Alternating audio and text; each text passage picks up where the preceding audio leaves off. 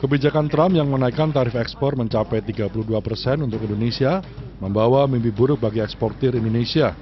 Setelah 2 tahun surplus, kini Indonesia dihadapkan ancaman pahit. Amerika Serikat sebagai sasaran utama produk furniture, alas kaki, dan makanan beku membentengi diri dengan tarif masuk yang tinggi. Pemberlakuan tarif impor ke negeri Paman Sam itu membuat para pengusaha melakukan kalkulasi ulang, diantaranya mengurangi produksi hingga mencari negara sasaran baru untuk ekspor. Ketua Umum Kamar Dagang dan Industri Indonesia, Kadin Jawa Timur, Adik Dwi Putranto mengaku terkejut dengan kebijakan Trump ini. Namun dia optimis para pengusaha Jawa Timur adalah para entrepreneur yang mempunyai banyak akal. Menguatkan penetrasi ke dalam pasar domestik menjadi senjata andalan para pengusaha di Jatim untuk bertahan. Namun ada juga berharap, selain gerak cepat, pemerintah pusat yang menjadi mercusuar perdagangan internasional memperbaiki pola komunikasi agar tidak menimbulkan sentimen negatif kepada pasar. Nah, komunikasi harus diperbaiki. Nah, terus ada insentif lah kepada industri-industri terkait dengan yang ekspor ke Amerika karena ada shock di situ. Nah, kemungkinan insentif bunga, penurunan bunga atau apalah, dan tentunya pemerintah juga harus menggerakkan pasar-pasar, duta besar di negara-negara selain Amerika juga ikut memasarkan produk-produk yang hanya ekspornya ke Amerika.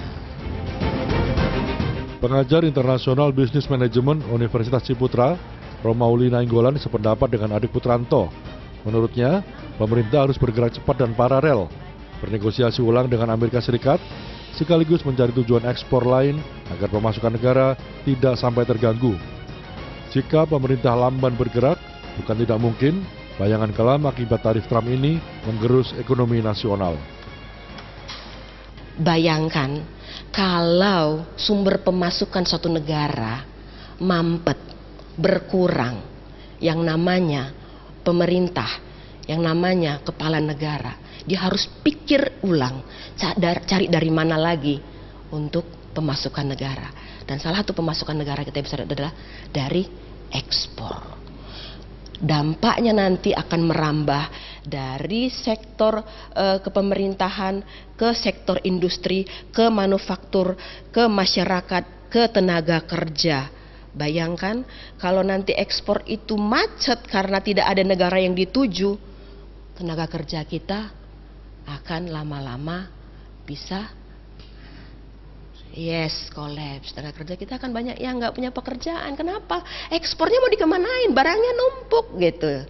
Itu yang akan terjadi secara langsung kepada tenaga kerja kita, masyarakat. Kolaborasi yang efektif antara pemerintah dan sektor swasta bisa menjadi pil yang ampuh untuk menghadapi badai tarif ini. Diversifikasi pasar, optimalisasi rantai pasok domestik hingga peningkatan nilai tambah produk diharapkan membuat pengusaha Indonesia tidak hanya bertahan, tapi juga menemukan peluang pertumbuhan baru. Ganjar Wicaksono, Aga Dipa, Surabaya, Jawa Timur.